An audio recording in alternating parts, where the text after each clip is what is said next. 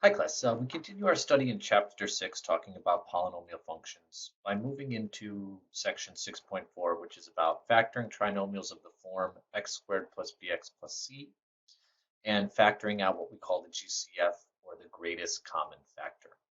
All right, this is important. This is specifically when the value in front of x squared plus bx plus c is 1 here. We'll talk about the next section's video about how you factor when the value in front of x squared is not 1. But for now, it's just x squared plus bx plus c. All right, so let's talk about what I mean by factoring. So I want to compare multiplying versus factoring. All right, so multiplying and factoring are reverse processes of each other. So like if I have x plus 2 times x plus 3, we know that if I multiply this out, it's equal to x squared plus 5x plus 6. Well, multiplying is multiplying it, so going to the right. What factoring is going backwards, or undoing the multiplication. So factoring wants to take this x squared plus 5x plus 6 and bring it back into x plus 2 times x plus 3. All right, so think about factoring as the reverse here. Okay, so here's how you work to factor this. When you look at x plus 2 times x plus 3, this is what you get. You get x squared plus 3x plus 2x. So you're summing these two plus 2 times 3. So the middle term is the sum of the two end values. So the 5x is the sum of 2 plus 3. And 6 is the product of 2 times 3. So we have the last term. So the middle term is the sum of the last terms, and the last term is the product of it.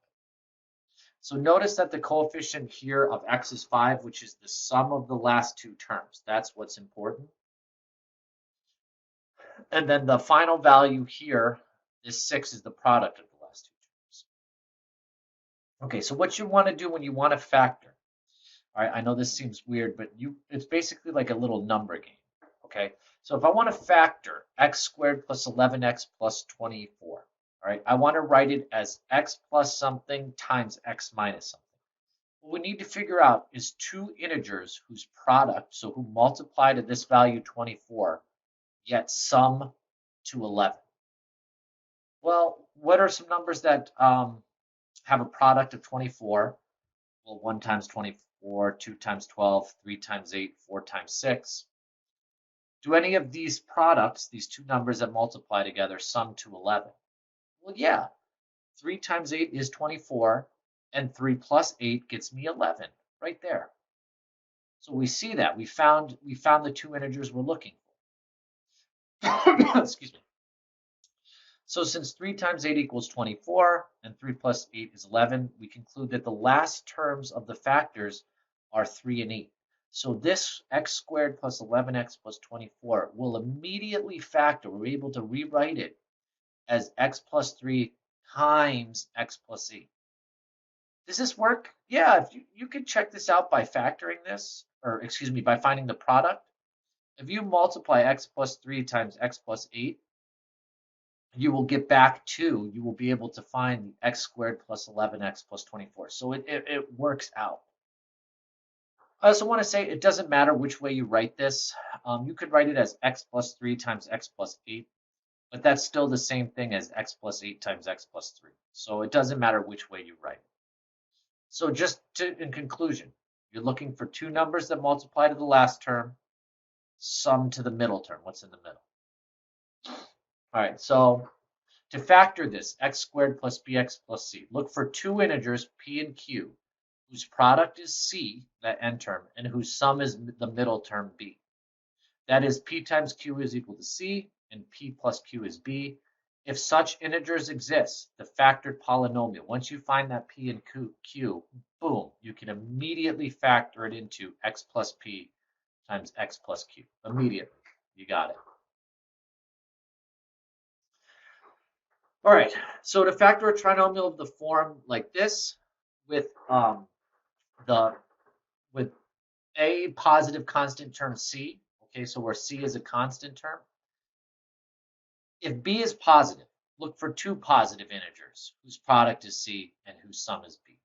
Okay, so for example, positive value of C, positive B. Positive C, positive B. What two numbers multiply to 16, sum to 10? Well, that means the two numbers are both positive. So the two numbers that multiply to 16, sum to 10 are 2 and 8. So you can immediately factor this into x plus 2 times x plus 8. If the middle term is negative, though, okay, so they have to multiply to positive 18, yet sum to negative 9. Well, in that case, if it's positive negative, they both need to be negative. Okay, so negative positive, well, two numbers that multiply to positive 18 is negative 3 and negative 6. And then when you sum them, negative 3 plus negative 6 does give me negative 9. So you're not going to write plus minus 3 plus minus 6. You're just literally going to write it as x minus 3 and x minus 6. Let's try this one. All right. What two numbers multiply to negative 18? Ooh, this is weird, but sum to negative 3. Okay. So to factor w squared minus 3w minus 18, we need two integers whose product is negative 18 and whose sum is negative 3. Since the product, the value of c is negative 18, the two integers must have different signs, meaning one must be positive, one must be negative. So here are the factors, okay? 1 times negative 18, 2 times negative 9, 3 times negative 6.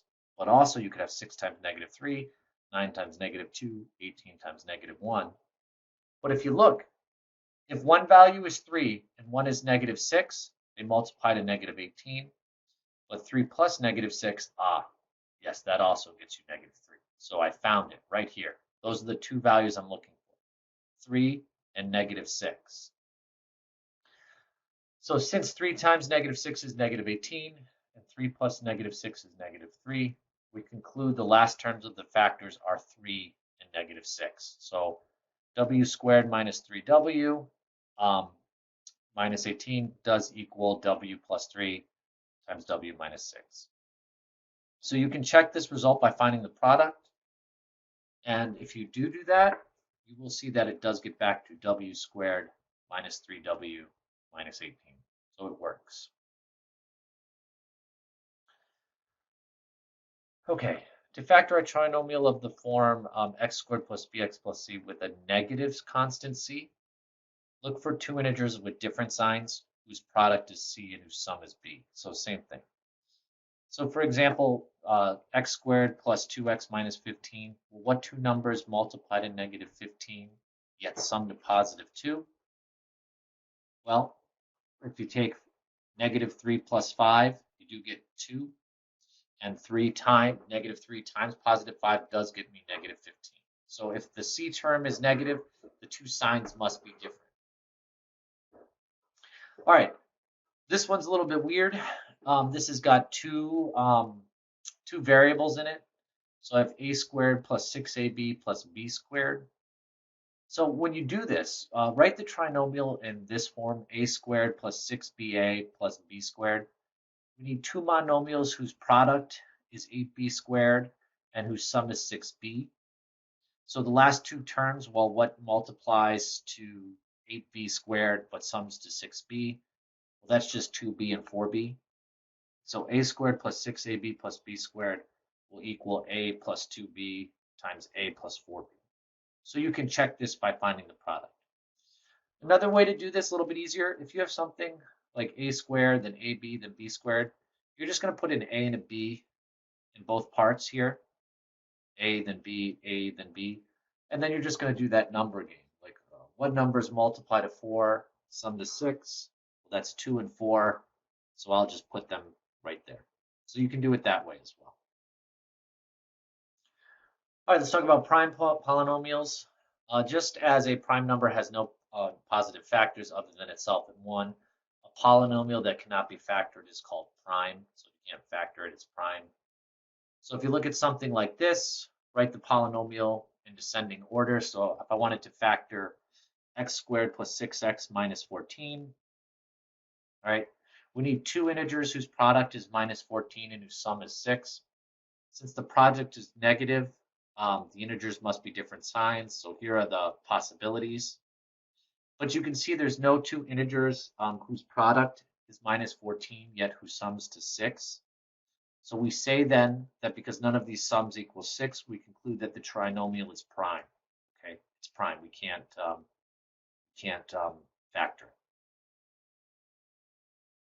All right, the greatest common factor, the GCF now, of two or more terms is the monomial with the largest coefficient and the highest degree that is a factor of all the terms. So I want to find some monomial, okay, with the largest coefficient and highest degree that I can take out of each term. So like looking at this, if I wanted to factor 18x to the fourth minus 30x squared, just begin by like breaking up the 18x to the fourth and the 30x squared. So I can write 18x to the fourth as 2 times 3 times 3. Right? That's just the prime factor of 18. And x to the fourth is 4x's. 30x squared is 2 times 3 times 5 times x times x. Well, look, what we're going to look now is what do they have in common? Well, they both have a 2 times 3, which gets me 6. They both have an x times x, which is x squared. So I'm going to peel that off. Like when I peel 6x squared out of this, I'm left with 3 times xx or 3x squared. When I peel 6x squared off with, I'm left with 5.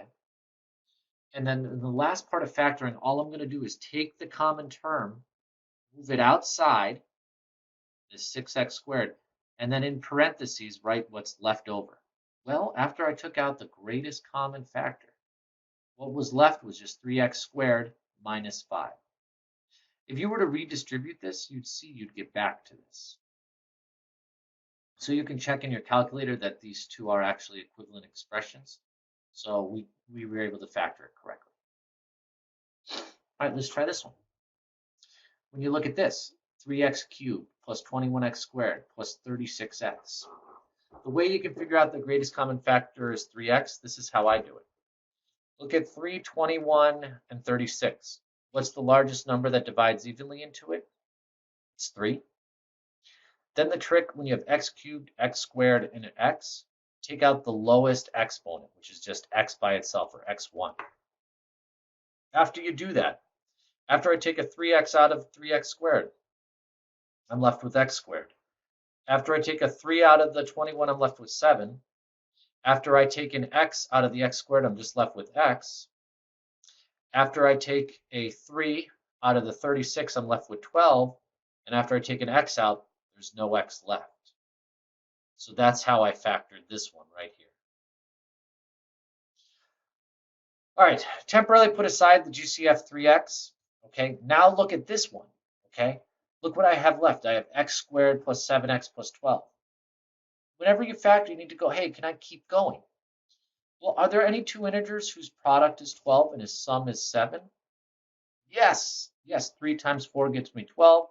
3 plus 4 gets me 7. So I can now factor this. All right, so because 3 times 4 is 12, and 3 plus 4 is 7, we conclude the last terms of the factors are 3 and 4. So I can take this part, x squared plus 7x plus 12, and factor it as x plus 3 times x plus 4. So fully, this is what happened. I took 3x cubed plus 21x squared plus 36x. I took out the greatest common factor, which was 3x. Then I looked at this x squared plus 7x plus 12, and I realized, hey, this is a trinomial that can factor into x plus 3 times x plus 4. All right, so in general, when the leading coefficient of a polynomial is positive and the GCF is not 1, first factor out the GCF. Okay, but when you do, don't forget to include the GCF as part of your answer. All right, when factoring a polynomial, always factor it completely. So even after you take out the GCF, check again to make sure you can factor more. All right, when the leading coefficient of a polynomial is negative, first factor out the opposite of the GCF. Okay, so let's look at this. When you look at the factor minus 2r to the fourth plus 18r to the third minus 40r squared, for this polynomial, the greatest common factor is 2r squared. All right, but since the leading coefficient is negative, what we want to do is we want to factor out a negative, okay? So when you do that, okay, first factor out the opposite of the GCF. So 2r squared, so I'm going to take out the opposite, which is negative 2r squared. So look what happens. When I take out a negative 2r squared out of r to the fourth, I'm just left with r squared. When I take out a negative 2 on positive 18, I'm left with negative 9 because negative times a negative has to get me back to the positive. When I factor out the r squared out of r cubed, I'm just left with an r. When I factor out a negative 2 from negative 40, I have to have a positive 20 because a negative times a positive gets me back to a negative. And I took out the r squareds. Now, what two numbers, once I left with this, what two numbers multiply to positive 20? What sum to negative 9? Well, that's minus 5 and minus 4. So this fully factors as the following right here. You can check in your calculator and see that it does indeed, that this expression and this expression and this expression and this expression are exactly the same. All right, so in summary, if the leading coefficient of a polynomial is positive and the GCF is not 1, factor out the GCF. If the leading coefficient is negative, factor out the opposite of that GCF. And then always make sure to factor that polynomial